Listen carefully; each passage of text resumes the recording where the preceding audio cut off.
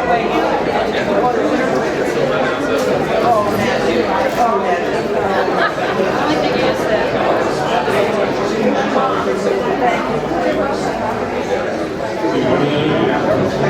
they'll make it happen.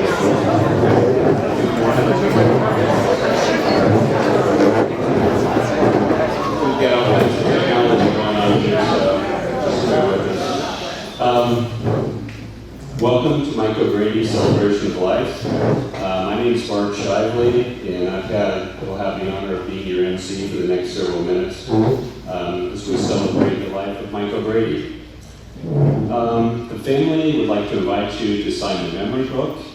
It was over on this table. Last I saw, Colleen is running around with it, and so you can sign it when she gets to you. I thought people had cards. If you have cards, please drop them off over the table. That would be appreciated. Thank you very much. Later in the show, there will be a chance for you folks to come to Mike, maybe not all of you, but some of you to share the memories. So if you're thinking about memories of Mike or that you would like to share with the group. We also hope that you can stay with us for lunch. We bought 4,000 sandwiches. And then the restrooms are through the door under the exit sign, and immediately in that adjacent building, the restrooms are there. So I think that's the housekeeping. So if you're here today, it's because Mike O'Grady touched your life in some way. Some of you more deeply than others, but all of us have been impacted by him in some lasting way. The family wants to emphasize today is not about grieving, it's about sharing and celebrating the incredible life that Mike led. So let's take this time to reflect on the stories and memories that show just how extraordinary he was.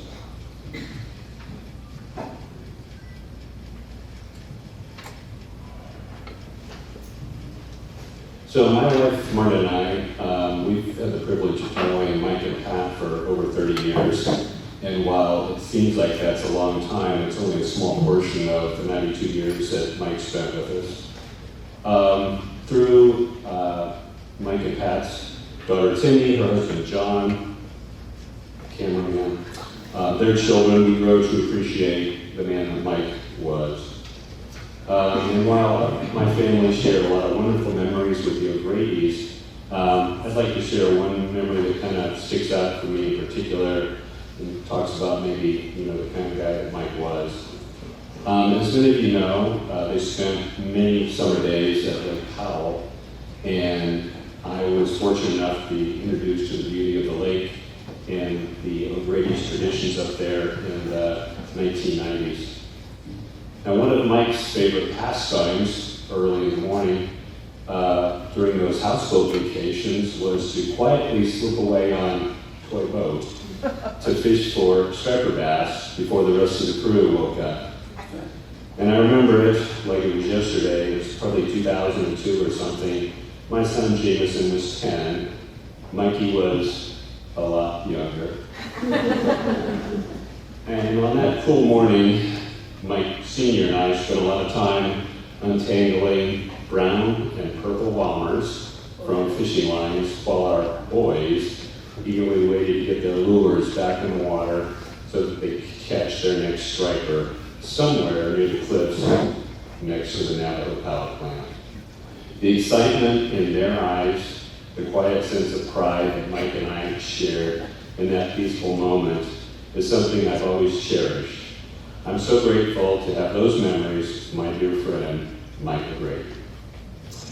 So next I'd like to introduce one of Mike's grandchildren, Bryn Overton. Bryn.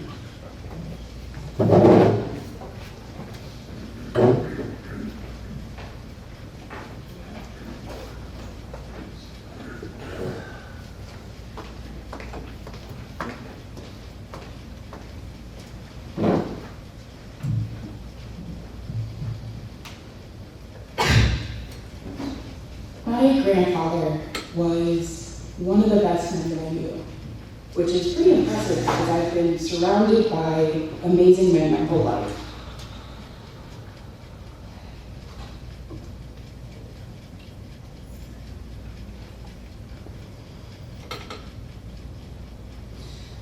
wondering why I'm wearing white after Labor Day. I know it's a bit of a faux pas, but I have to let you know.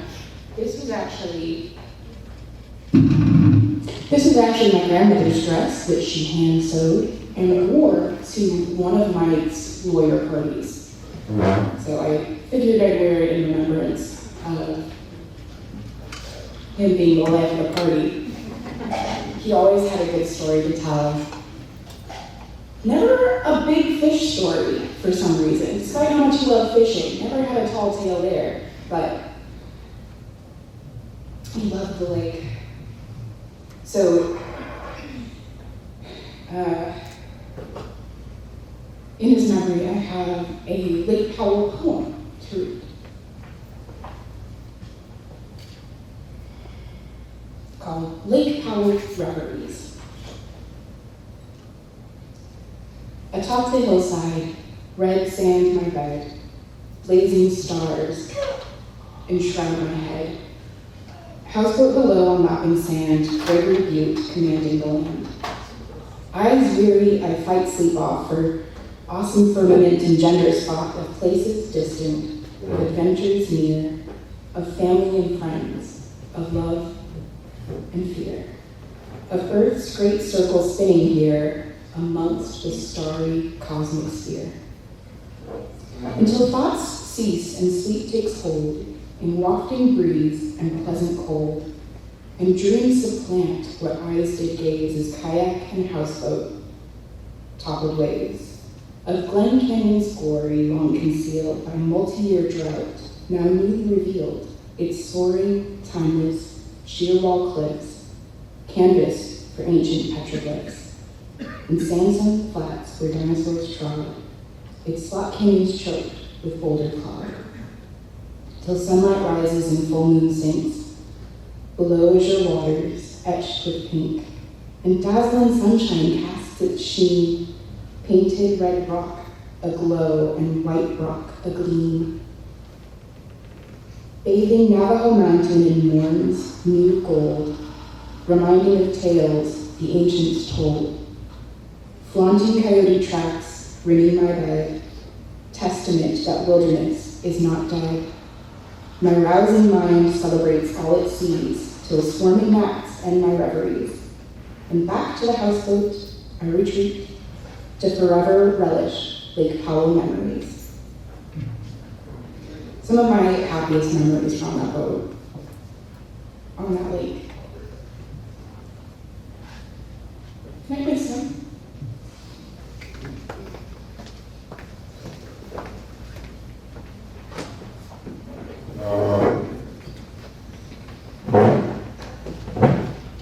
Thank you, Graham. I'd now like to introduce one of Mike's partners at our law firm, Paul McGold.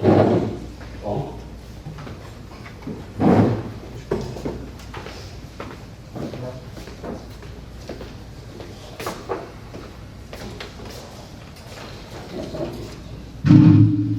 Greetings. I'm Paul McGoldrick, and thank you very much for asking me to participate today.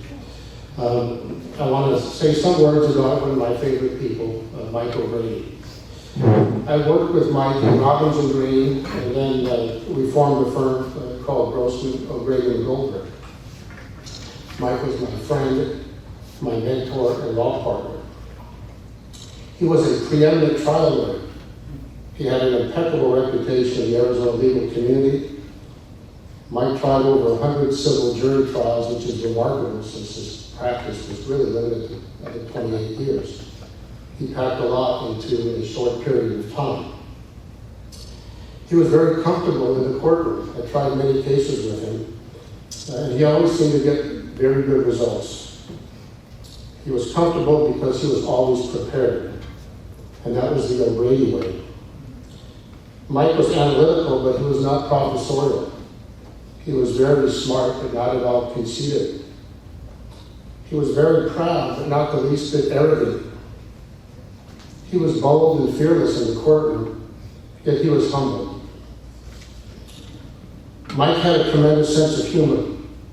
In short, he had all the great qualities of a trial lawyer. He was a pro. Now, Mike knew accident reconstruction better than most experts in the field, and I suspect that was in part due to his prior background as a police officer. Well, I was defending a big rig truck accident case, and there were very serious injuries. And as we creeped up to trial, I asked Mike if he would try the case with me, primarily to cross-examine the investigating police officers and the accident reconstructionists. We were in the old courthouse, and there was many lawyers and friends from Robbins and Greenwood, but the old courthouse was echoey, it was musty, and it just so happened that our partner Joe Grossman was trying a case in the same courthouse and the courtroom right next to us. So it was a kind of a love fest with Grossman and Ray Remote because we had taken over the third floor. On the morning that the plaintiff put on the accident reconstructionist, Mike predictably diced him up and neutralized him. Then, in a very gentlemanly way, Mike was a real gentleman. Then we found out at our first break that that same accident reconstructionist was going to testify in the afternoon for the plaintiff in Joe's trial. I will tell you, Mike's eyes lit up when he heard that. And he asked Joe at the break, can I cross-examine him in your case? So over the lunch hour, Mike boned up on Joe's case. And I wish I could have seen it when that expert walked into the other courtroom and saw Michael J. O'Grady sitting in the counsel table. I was busy in my trial, but I heard that Mike effectively neutralized him as well. And for Mike O'Grady, that was like a kid going to Disneyland and Magic Mountain on the same day.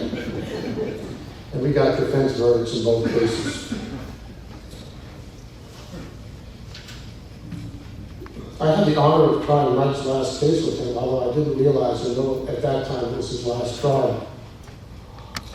We represented a rather prominent man in the community who was accused of publicly claiming that the two plaintiffs committed a very serious crime. This case was in federal court, and it took us 5 weeks to try. It began in February and ended in March of 1995. Now, in the closing arguments, one of the plaintiffs suggested that he was entitled to an award of $386 million.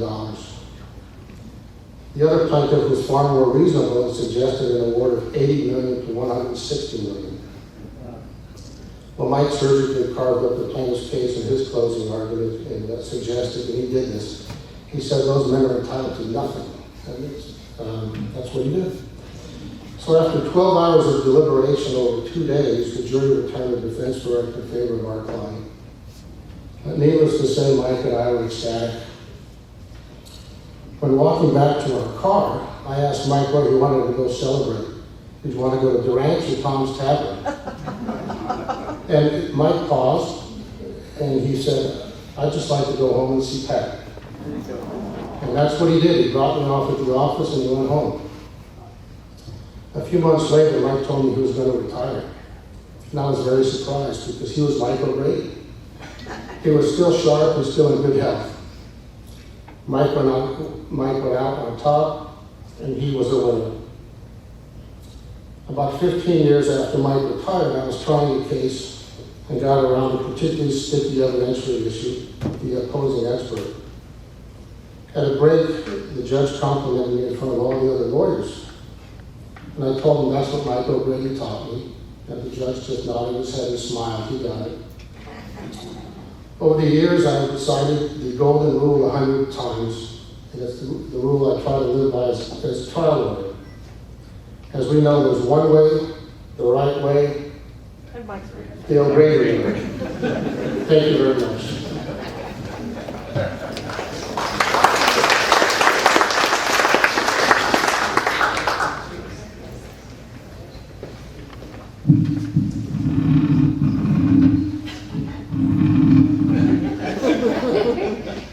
Thank you, Paul. Though I doubt that he needs any introduction, I'd like to introduce Big Mike's son, Mikey O'Grady.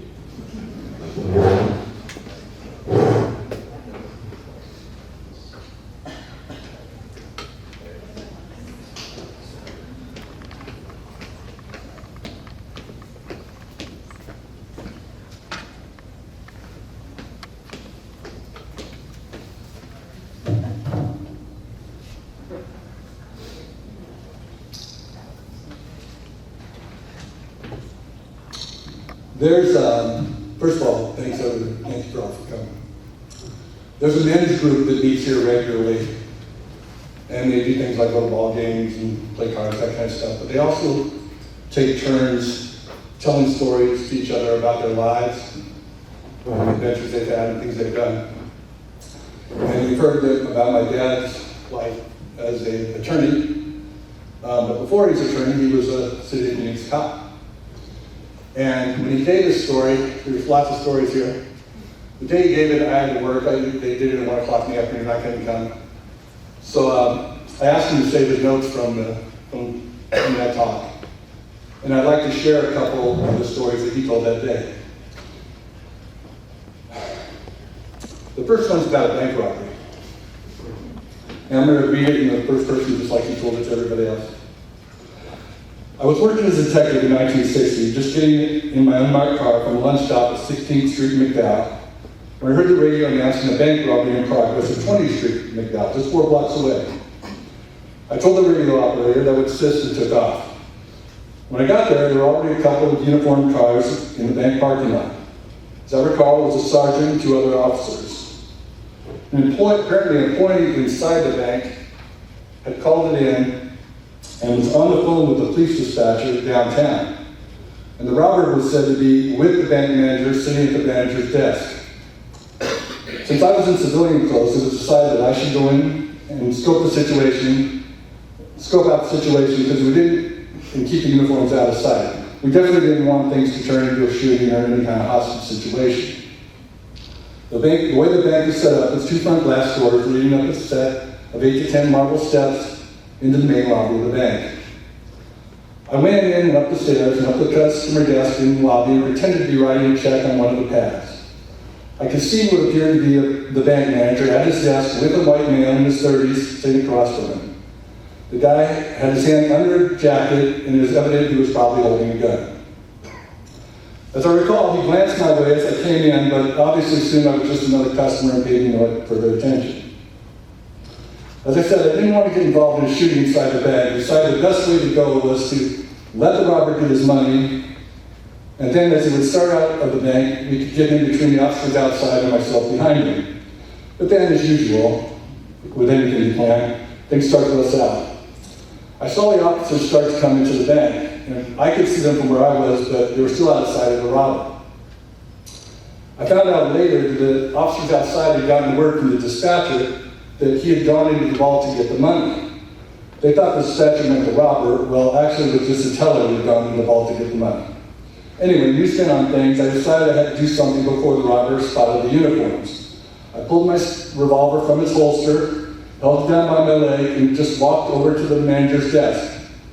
I don't think the robber even noticed me as I approached until I put the barrel of the gun to his neck and told him not to move a muscle.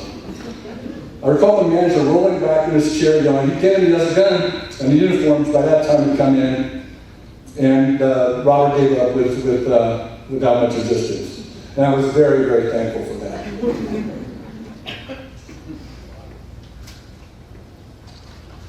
So, Dad 1, robbers 0.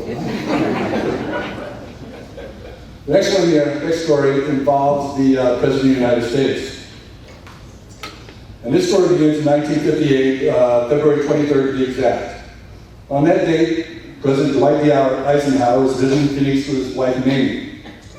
During the 50s and 60s, Mamie Eisenhower was making annual visits to Elizabeth Arden's main chance resort located at the southeast corner of Camelback Mountain, and that resort was later torn down and made room for the Phoenician.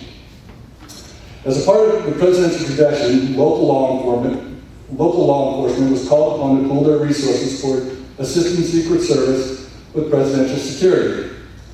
In this instance, myself, as a Phoenix Police Department motorcycle officer, along with 6 other Phoenix motor officers, were teamed with a dozen or so motorcycle officers from Scottsdale Police and the Sheriff's Department and a few from the Arizona Highway Patrol. On this particular night, it was to be our privilege to provide traffic control for the presidential motorcade on its way from the main chance resort to Sky Harbor Airport. The motorcade's route was to proceed west on Camelback Road from the resort to 44th Street then south on 44th Street, and then west on Washington to 24th Street and to the airport. My specific job was to stop traffic at the intersection of 44th Street and Washington, where the motorcade would make a right turn. We were all instructed to gather at the Camelback entrance of the main Chance Resort. We would then proceed well ahead of the motorcade, dropping off at our respective intersections. We arrived as scheduled around 7 p.m., and as I said before, it was February. It was a very cold evening, and the motorcade was scheduled to leave around 7:30, but it didn't. At somewhere close to 8 p.m., we got a call that the president was held up, and it might be quite a while before the motorcade would be leaving. Because it was a cold evening, one of the Scottsdale officers said he knew a close coffee shop where we could score a cup of hot coffee. Close being on Scottsdale Road, about 10 blocks away. A couple of units said they were willing to stay put, and they would call us as word came down that the motorcade was gearing up. So off we went for hot coffee. We hadn't been in the coffee shop longer than to place our orders when the radio blared out that the motorcade was on the move. All of us were now 10 more blocks out of position. At that point, it was every man for himself, all scrambling to get their bikes started and trying to get back to the resort, or to their signs in the intersections. From here, I can only speak what I did myself. By the time I got back to the resort, it was apparent the president's motorcade had already passed and was now somewhere on Camelback or 44th Street, well ahead of me.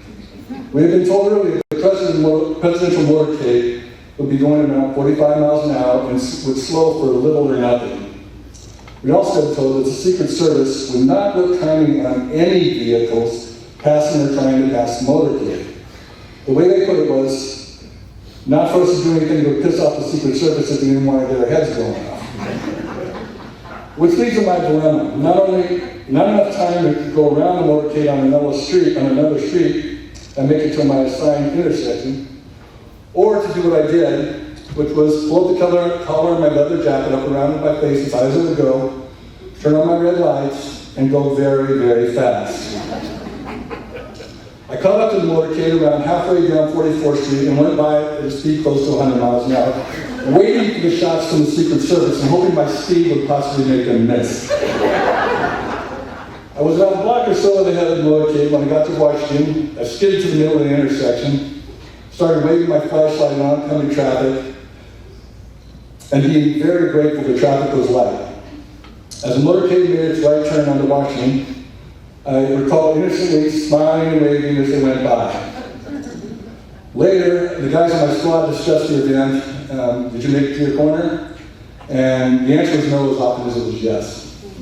All of us stayed quietly waiting for the axe to fall, and the captain, or maybe even the chief, to call us and to be suspended or fired. But we heard nothing. Then a couple minutes later, the department got a written commendation from the Secret Service for a job well done. And that commendation is over on the desk there if you want to see it.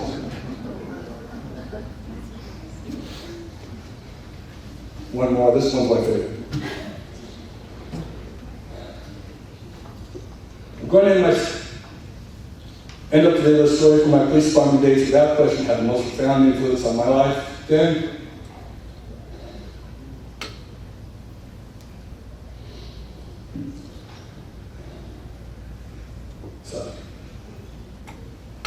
Then to this day. This would have been early summer 1956.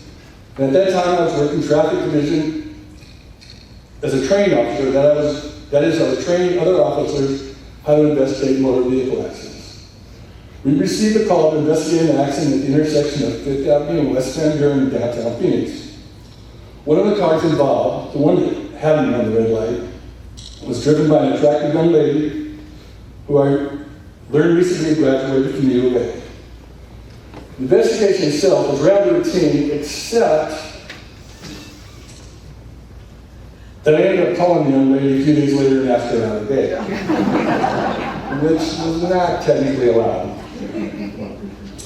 Well, a little over a year later, the police chief, Charlie Thomas, came up to me in the police parking lot and said he had learned about me calling a young girl who had been involved in an accident investigation, and I admitted the story was true. He said, okay, I don't ever want to hear about that happening again. I told him that it's highly unlikely, as the young lady and I were scheduled to be married in a couple weeks. And they got married, and they remained married for the next 67 years.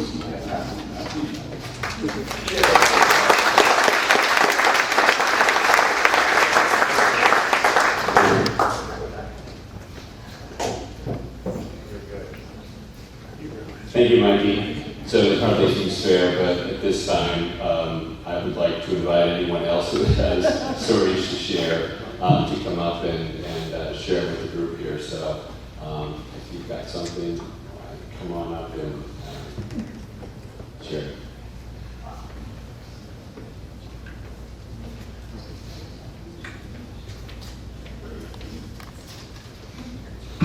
Well, I'm a resident, Roger Fontaine, here at the Terraces, and we moved in about 6 years ago, and the first couple to invite us to dinner happened to be Mike and Pat. Now, when I use the word Mike, I really mean both of them. They're a team, they're a couple, inseparable. Mike quite often would start the conversation, and Pat would always end the conversation. I don't know if you've had this experience, but they are so close. My wife passed away recently, so I can really appreciate what Pat is going through.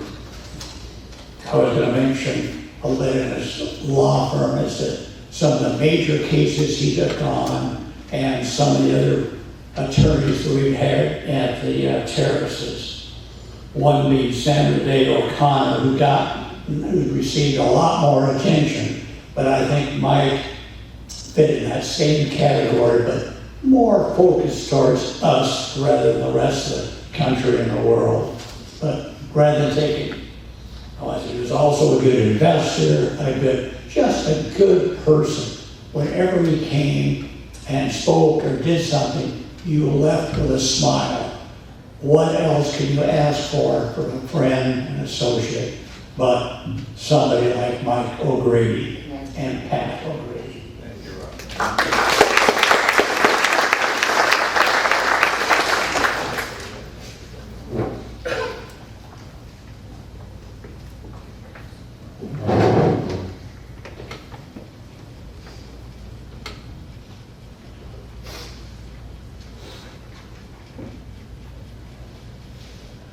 My name is Troy. I've known Mike since 3rd grade, which is like August of '68, which means I knew Mr. and Mrs. O'Grady since September of '68, because I didn't know them. I was in 3rd grade. I Mr. and Mrs. O'Grady were like a second family to me. Wherever I was, Mike was. We were just, it was part of the, Mike and I were the gang, and Mr. and Mrs. O'Grady were like second parents. But you've heard a lot about Mr. O'Grady's character. I can't say Mike, it's Mr. O'Grady. It will always be Mr. O'Grady. That's always going to be Mrs. O'Grady. No way around it, that's the way it is. You've heard about his character and what a good man he was. And I'm going to tell you a quick story about the impact that he had on me and my life. Obviously, I'm tall and Mike's tall. We played basketball together since I can remember. We're out of high school, a year or two out of high school, so it's probably 1981 or so. And we're playing some kind of city league game, and we're pretty good. We're cocky, we're young, we're 21 years old, and we think we can do stuff. And we play city league tournaments and play games all the time. Our parents rarely showed up to these things. I mean, we were grown young people doing our own thing. Mr. O'Grady showed up to a game one night to watch us play. The team that we were playing was a bunch of firemen. From a place called the Cottage, anyway. And so we're playing with a bunch of guys who are bigger and stronger than we are. And it got ugly. Oh, it got ugly.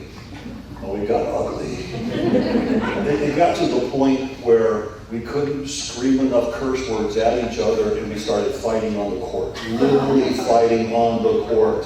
The referee called the game. That's it, 3rd quarter, game's over. Both of you get out of here. You're kicked out of the league. You're no longer playing. And we didn't really care. I mean, I was pissed off. I'm 21 years old and I don't really care, except there was one person in the stands. It was Mr. O'Grady. And you don't act that way around him. He was better than that. It wasn't the O'Grady way. And I sort of that's the impact that he had on my life, that you don't just do that. I mean, we could be stupid He just didn't do it that way. There was a better, smarter, stronger way. And I remember feeling embarrassed, not because I had done what I had done, but because that man saw it.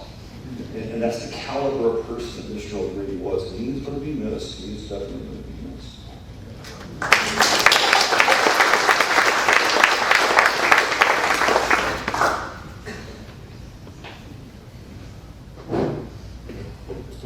Anyone else? All right. Well, thank you all for sharing. Thank you both for sharing. I'd like to introduce my oldest daughter, Jenna, and she's going to share some thoughts with us.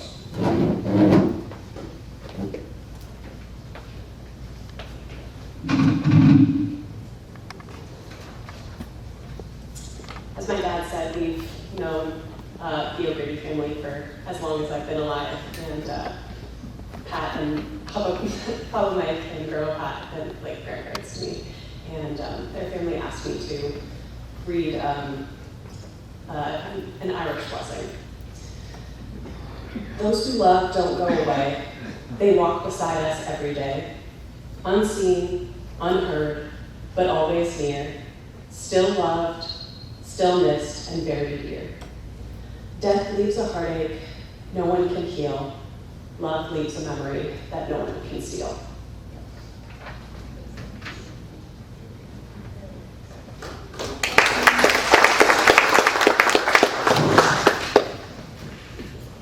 Thank you, Babe. Now I'd like to bring Pat up to share a few words with this group.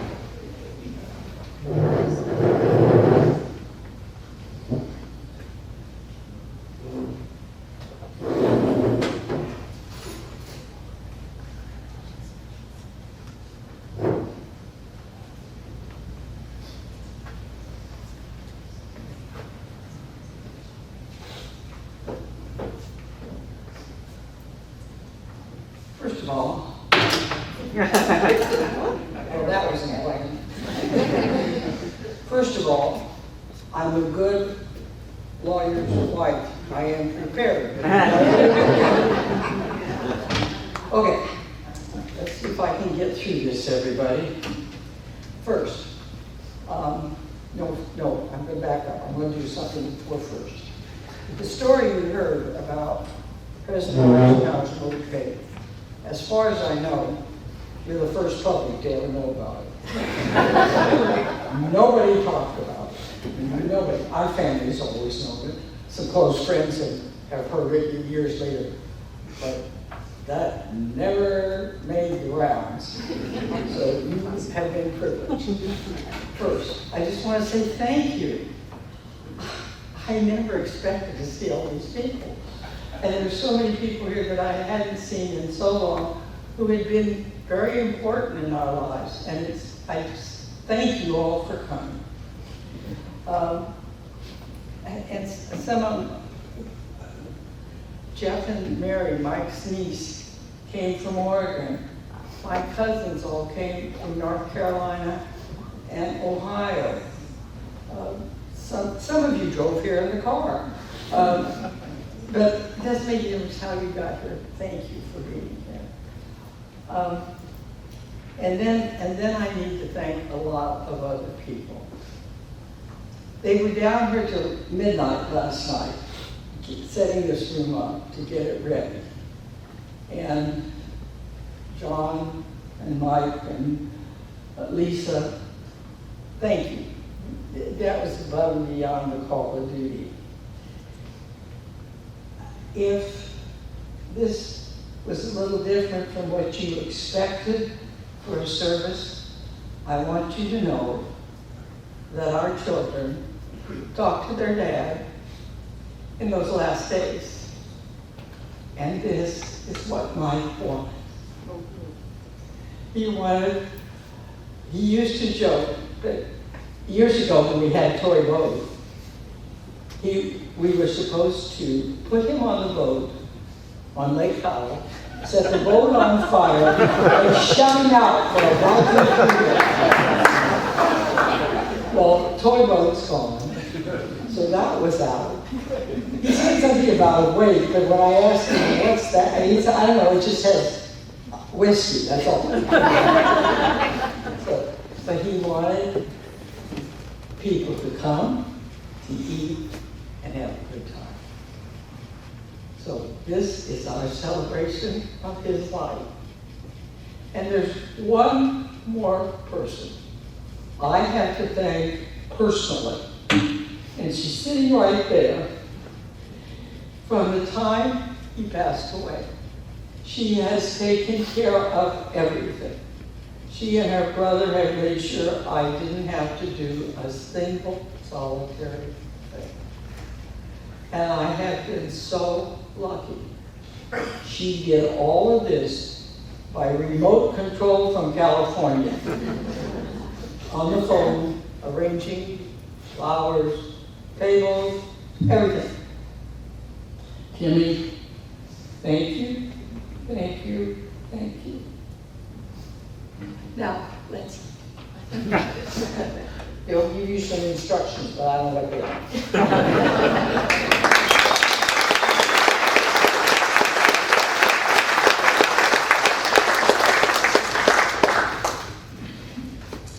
Thank you, Pat.